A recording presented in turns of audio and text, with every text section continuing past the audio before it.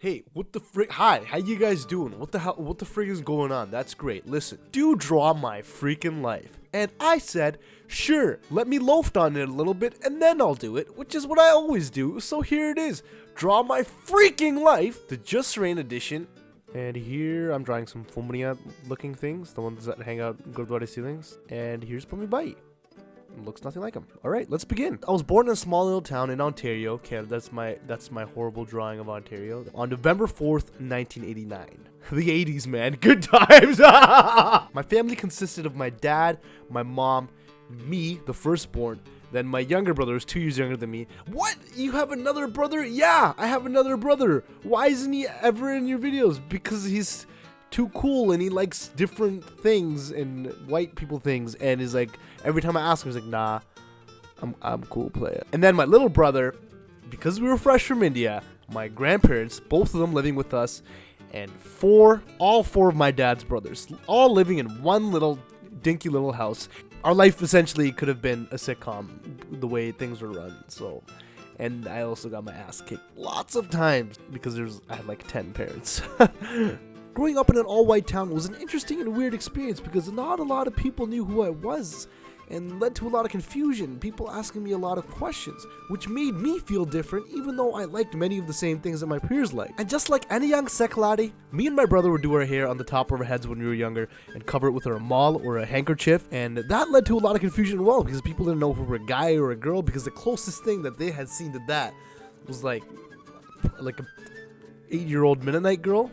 So it's valid in some sense, which led to a lot of interesting experiences for us. For an example, our school cross guards, two brothers who were much older than us in grade 4 and grade 6 respectively. We were like in grade 1 and 3. Let's call them Harry Balsac and Greg Johnson. Middle name, I have a microscopic. And every day when we'd walk home from school, they would be our cross guards and wouldn't let us cross the street to get to our house because apparently we were girls in boys' clothing and had to prove otherwise.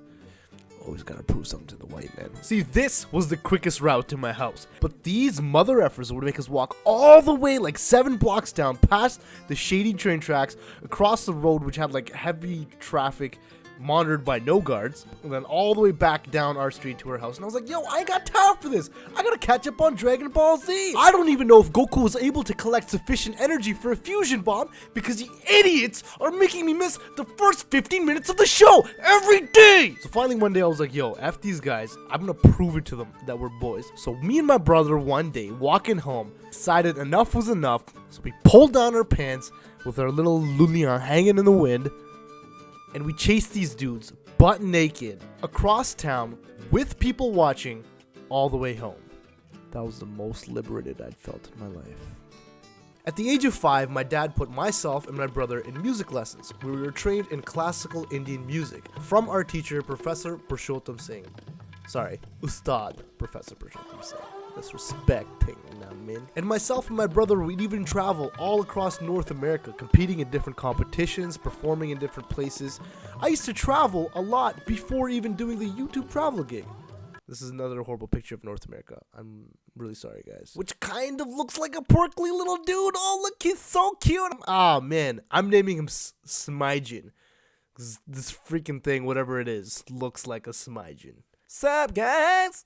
That's what his voice sounds like. Sup, guys? And the funny thing is, at first, I had no interest in learning tabla at all. I was more interested in, that Pokemon hustling game. I'm trying to get my cards, trying to get them ladies. You know what I'm saying? And my dad was like, yo, man, I'm dropping so much money on you. You gotta practice, or I'm gonna smack you upside the face with this hand full of gold rings. Because every dad had a collection of gold rings. And that shit hurt. I went so far as to even arguing with my tabla teacher, which was a big no-no. Pretty much I got a tabla thrown in my face. I was forever known as the kid that got the tabla thrown in his face. But it was a good experience in some sense, because after that I really started buckling down and really started focusing on my tabla.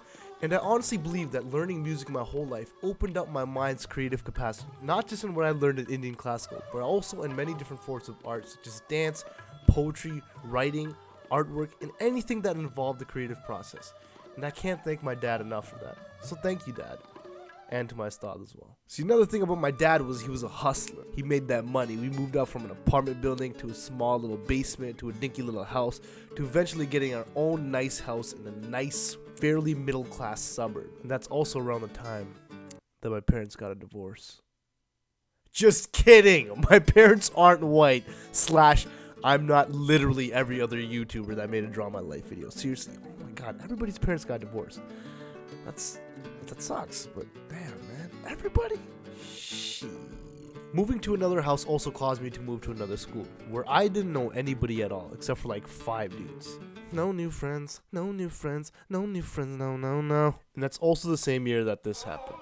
9/11, which was a terrible ordeal for many Americans to face, but it was also a terrible ordeal for many of the visible minorities, such as myself. Nobody wanted to affiliate with me in my school. Why would they? He's the kid with the turban. And that's when I hit a bit of a rough patch in my life. Pretty much the same bullshit that anybody like me, my age at that time, had to go through. Bullying, name calling, I got thrown into fights, detention, suspensions. I felt like nobody was on my side. I began to question myself, question who I was, frustrated at how I looked physically, my appearance, and was literally relieved at the days when no one would even say anything to me. But in retrospect, all that happened to me during that time period could also have been a blessing in disguise, because I learned a lot about myself. I grew as a person and was able to mentally cope with tough situations in a more of a strategic and positive manner. Plus, I listened to a lot of G-Unit, which has absolutely no correlation to anything I just said. But then high school came around, and that was wicked, because I went to the only ESL high school in my city, and there was a good mix of kids from all different types of backgrounds and viewpoints. But then my parents got a divorce. Psych! Ain't nobody got time to spend that much money in divorce. Shit. I think that would be literally the only reason why brown parents want to get divorced, because of how much it would cost. Anyways, also at this point, I became a bit of an entrepreneur. I started my own clothing line, selling gear online. I started computer DJing. Yeah, I was one of those guys. And I still traveled doing my tabla gigs, as well as picking up a new hobby, creating stupid films and entering them into a variety of film festivals, which I won a good handful of. No idea why, because they were absolutely terrible. All of these endeavors didn't require me to get a job, because I got that pocket money just by doing things that were my hobbies. Swag. By the time grade 12 came around, I had absolutely no freaking idea on what to do with my life. So I just decided to lean on my strong courses in high school, which were sciences and math, and go into the University of Guelph for biomedical sciences, which I spent my whole first year in and absolutely hated it, dang. So I switched into marketing management, which I thoroughly enjoyed and began to love because it allowed me to use my creative processes, design and brand, think outside the box, and I was pretty dope at giving presentations too. Then one summer in 2009, as I was boring myself over summer school, I would procrastinate by watching YouTube videos. And then I noticed something. People were actually gaining huge followings and fans based off their channels. So I was like, yo, I can do this too, dang. I can do this too.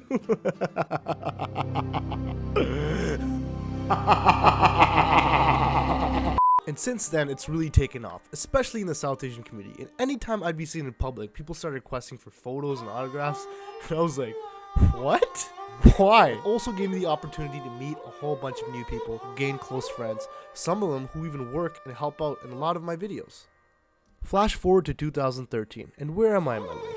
Fairly content. I have so many good things going for me, but I still have so much more that I want to do. So I'm gonna keep hustling till I die. And I'm definitely no god. I mean, I still face a lot of challenges in my life, but sometimes you just gotta look at life and be like, life, listen, shut up. Today, we're playing by my rules. And the greatest thing about this is hearing feedback from people, how you made them laugh or how you cheered them up when they're in the dumps. And to me, that's like the dopest feeling of all time. So I guess I just wanted to say to everyone who's been supporting and watching, thank you. For real. Oh god, I hope that didn't come across corny. Hey. Okay, I know this is more of a different type of video than I've ever done before, but I got a lot of requests to do it, so I did it. And I hope you enjoyed it. And if you didn't, second channel, last video, and all my links are on this thing. Subscribe, I got some more rants and skits coming out soon. Okay, bye.